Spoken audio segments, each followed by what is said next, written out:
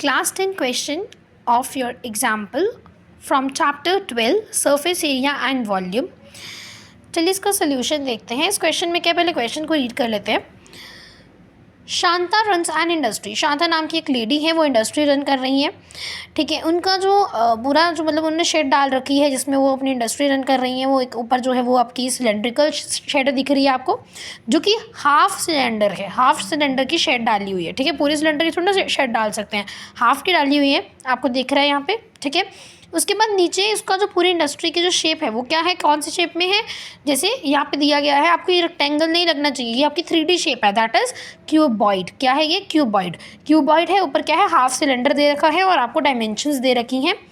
आपको बोला है कि निकालो how much air is in the shed, कि कितनी एयर है। अब एयर का क्या होगा, वॉल्यूम होगा।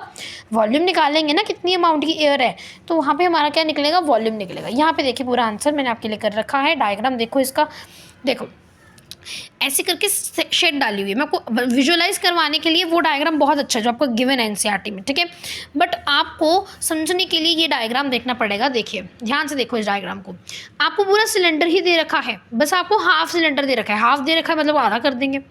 अब यहाँ पे आपको क्यूबॉइड दे रखा है जिसमें आपको ये 8 दे रखी है हाइट, बेस आपको 15 दे रखा है और आपको ये जो है आपको 7 दे रखा है, आपको गिवन है डायमेंशंस। ठीक है, अब देखो आपको पहले क्या करना है, देखो टोटल वॉल्यूम ही होगा आपका, टोटल अमाउंट ऑफ एयर ही आपको कह लो कि volume of air in the shed जितना भी है उसको आपने लिखा वी से, मैंने डिनोट कर दिया। Half of the volume of cylinder plus volume of cuboid, दोनों का हम वॉल्यूम ऐड कर देंगे, टोटल वॉल्यूम निकल आएगा। V is equal to half of volume of cylinder, cylinder का आपको वॉल्यूम पता होना चाहिए। उसके बाद L into B into H is volume of cuboid.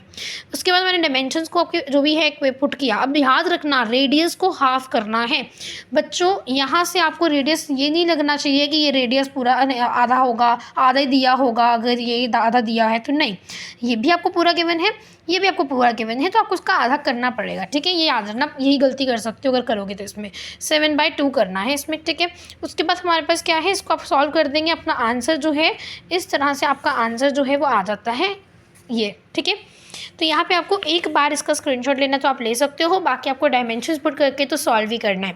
Main point is कि आपको ये चीज़ याद रखनी है।